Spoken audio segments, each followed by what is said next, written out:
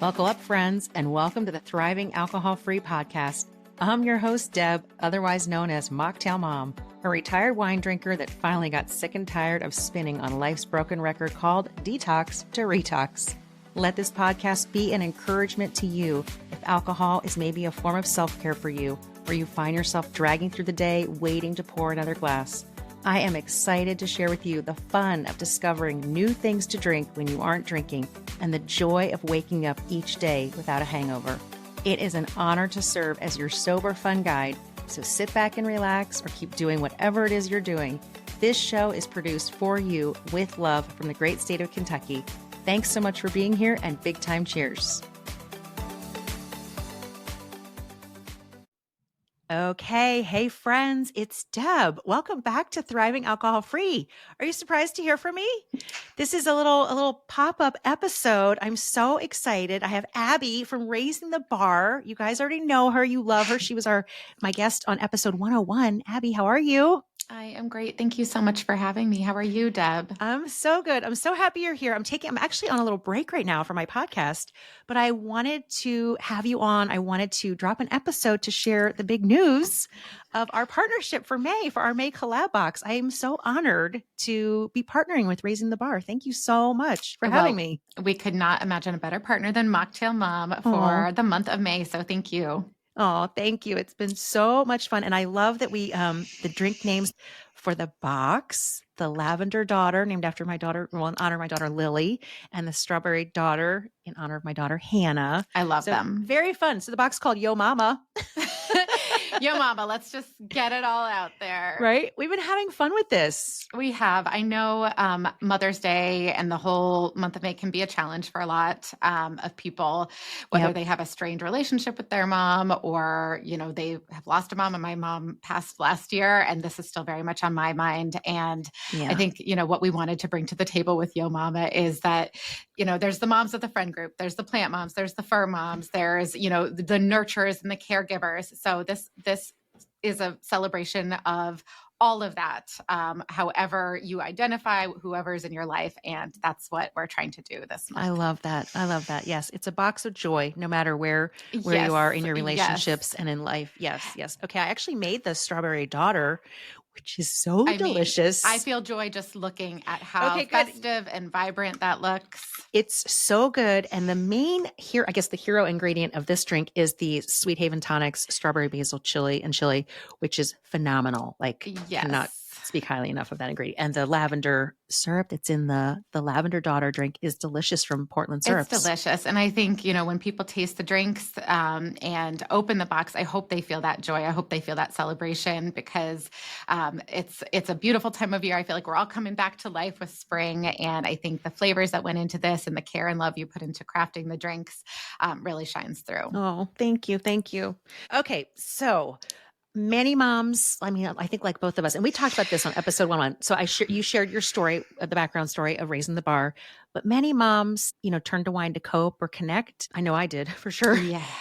What helped you rewrite that story and find healthier ways to kind of decompress or cope, manage? Yeah. Well, yes, it's a huge challenge, and the whole mommy wine culture and how heavily, especially as women, we're marketed to as, alcohol can be this solution to how challenging and overwhelming life can feel.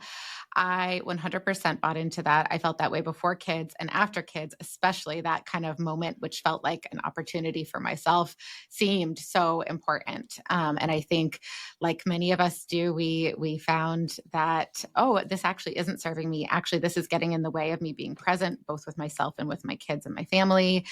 And, how do we rewrite the script a little bit? And it took a long time for me, and I don't have all the answers, but the big part for me was I needed something that allowed me to feel like I was still having a ritual, enjoying something special, but it wasn't detracting. And that is kind of where the concept for Raising the Bar came from, using the idea of a ritual, of a drink, of the creativity of mixology to really give yourself pause out of a busy life. But yeah, I think it's something so many women can relate to, the daily challenges and stressors, and how alcohol can feel like it really takes the edge off and helps things. And, we both had that moment of waking up one day and being like, oh my goodness, this actually is not helping the way I thought it was. Yeah. Not serving me. And I think that's the question, because it's not necessarily just about, like, actually in the beginning, I didn't want to stop drinking. I just wanted to cut back. I just wanted to moderate. So maybe somebody's in that place, they just want to drink less. And this gives you the box, the totally. And I think about that. I think we might have talked about this before too. Like,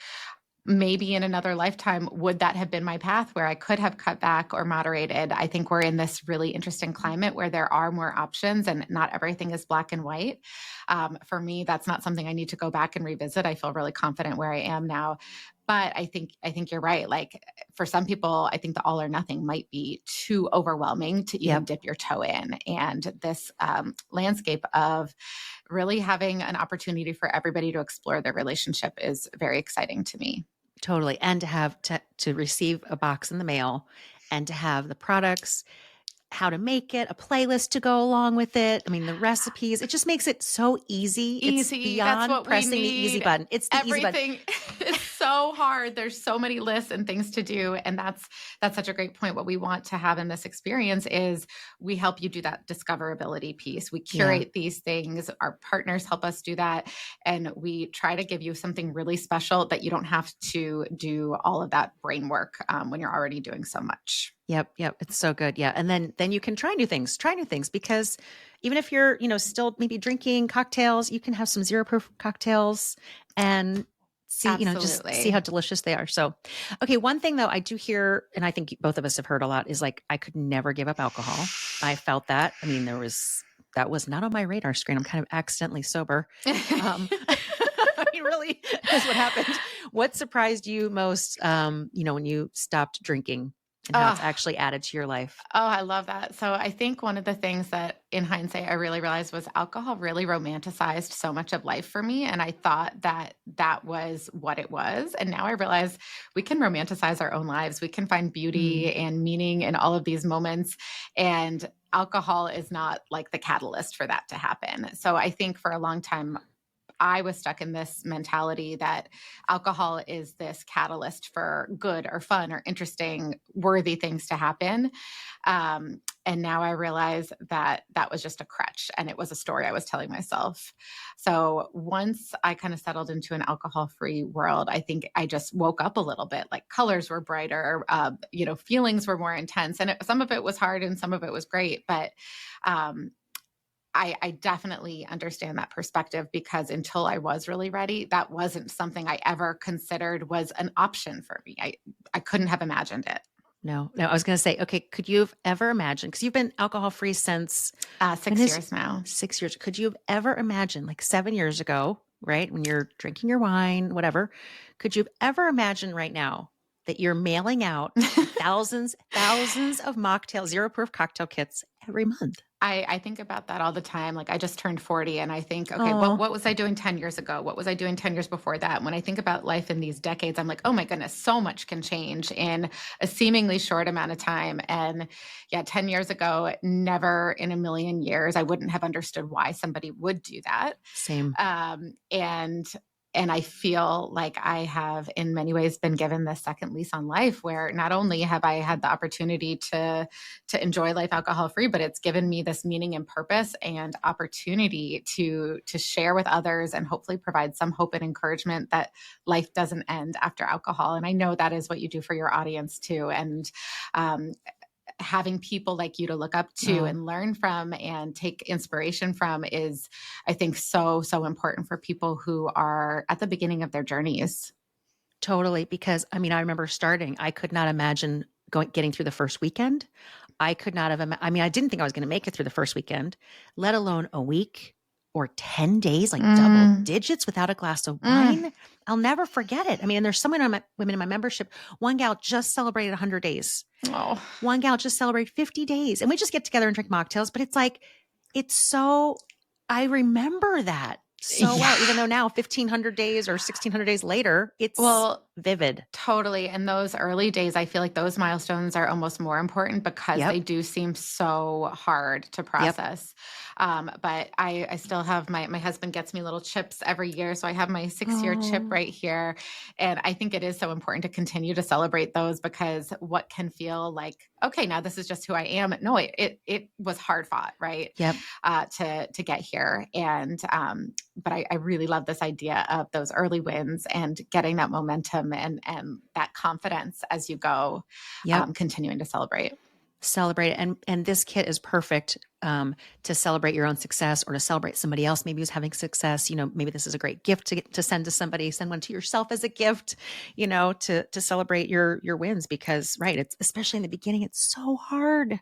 It's so hard. It's overwhelming. It's so hard. I remember wanting to lay down. I mean, literally lay down on the floor at Trader Joe's in front of all the Chardonnay, the white wine aisle. And I wanted to like flail around, like, please, do you miss me? I miss you. Yes. Oh my God, it is. It's like you've broken up with this ex who's like had so much fun with, but like ultimately, like they're not very nice to you and you deserve better. Yeah.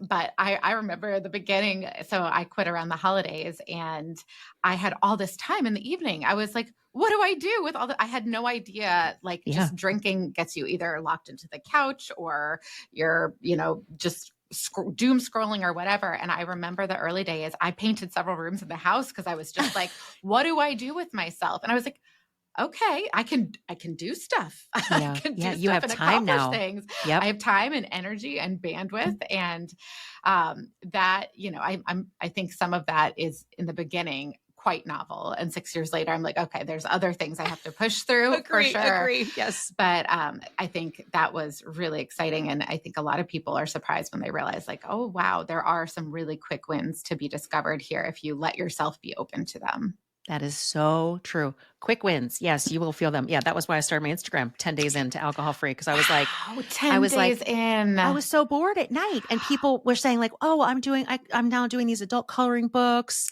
and I'm doing puzzles on my dining room table." And I'm like, I hate puzzles. I don't want to color. Like no interest. And I was like, well, maybe I'll make some videos and start sharing, about what I'm finding drinks we're finding. So yes, so fun. Okay. I love the hashtag that you guys use, that Raising the Bar uses, and your Instagram handle is at We Are Raising the Bar. So if anybody's not following, please follow along to Raising the Bar. We Are Raising the Bar.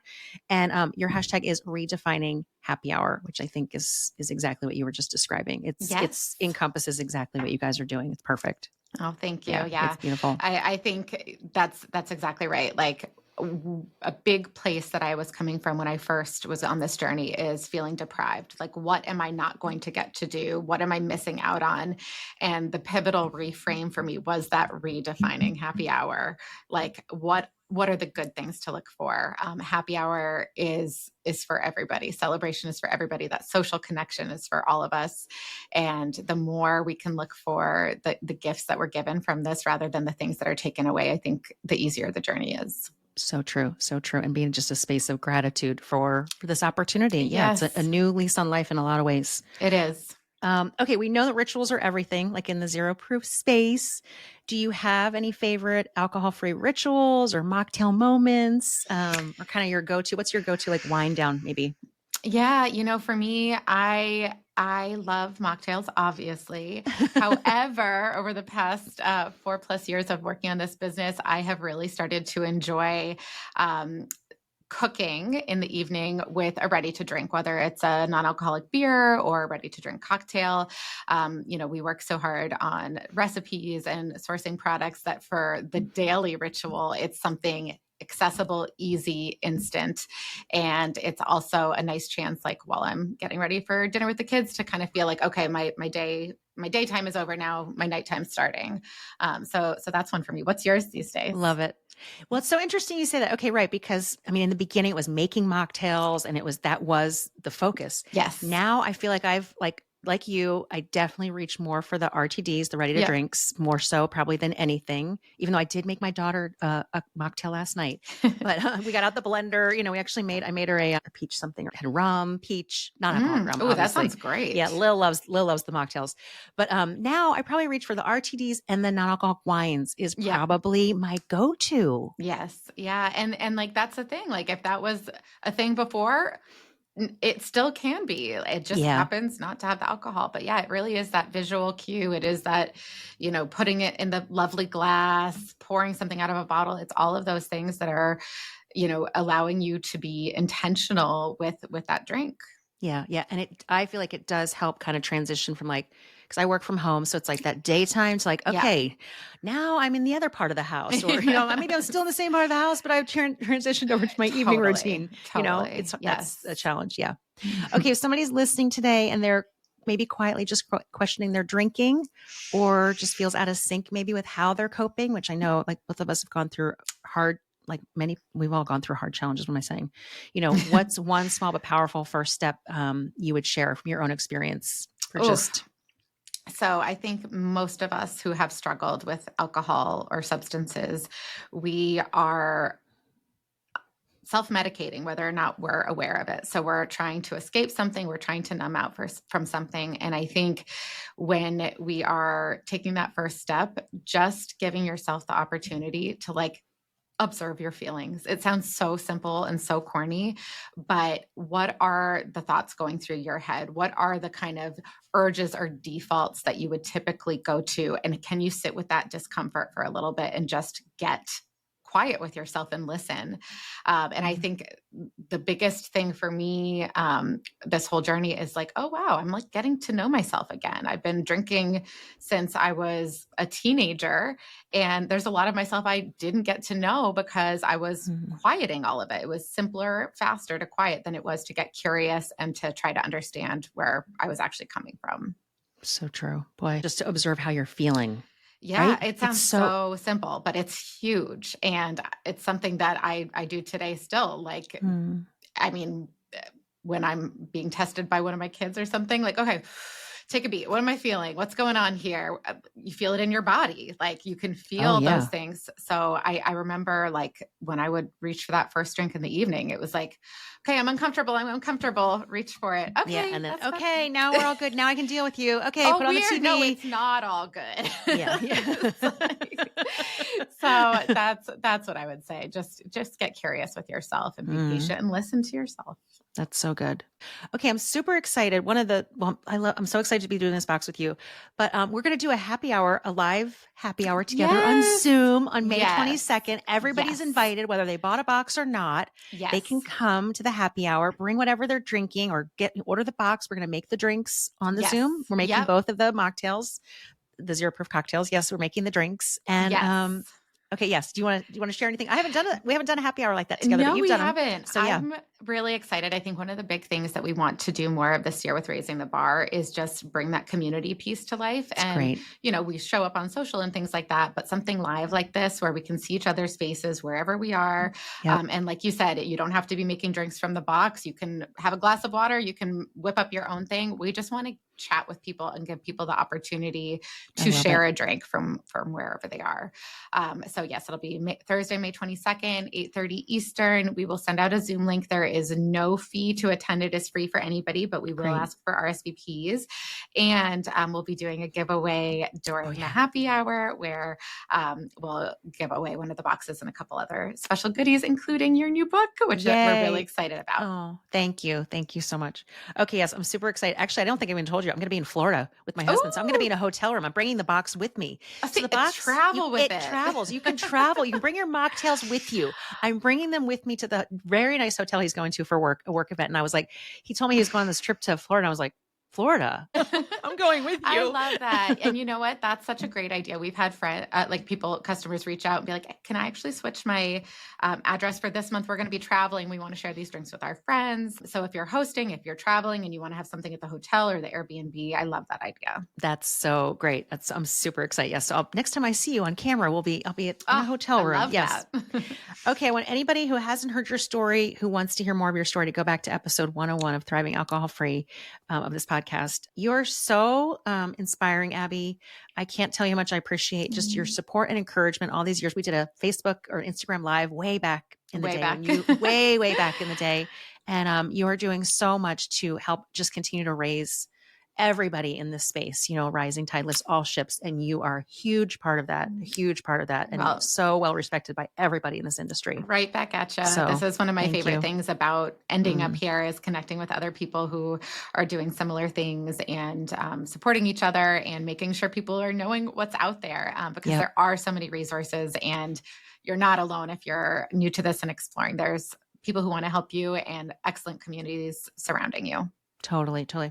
Okay. I'm going to enjoy my strawberry daughter. Big time cheers to you, to the entire team at Raising the Bar. You guys are phenomenal. I cannot wait to see you on our Zoom. I'll make sure I'll put the, do we put the RSVP link in the show notes or are we going to? That's a great idea. Yeah. We'll get that Maybe for you. Maybe we can do that. Okay, perfect. I'll put that in the show notes if anybody wants to RSVP and come join the party. And then I'll also put the link to ordering the box, discount code Mocktail Mom if they want to get a little discount or pay retail. It's worth it. It's worth every dime, people. All right. Love you, Abbie. Thank you. Thank you. This was so fun. This was so fun. Big time cheers to you for tuning in to the Thriving Alcohol-Free podcast. I hope you will take something from today's episode and make one small change that will help you to thrive and have fun in life without alcohol. If you enjoyed this episode and you'd like to help support the podcast, please share it with others, post about it on social, send up a flare, or leave a rating and a review. I am cheering for you as you discover the world of non-alcoholic drinks and as you journey towards authentic freedom.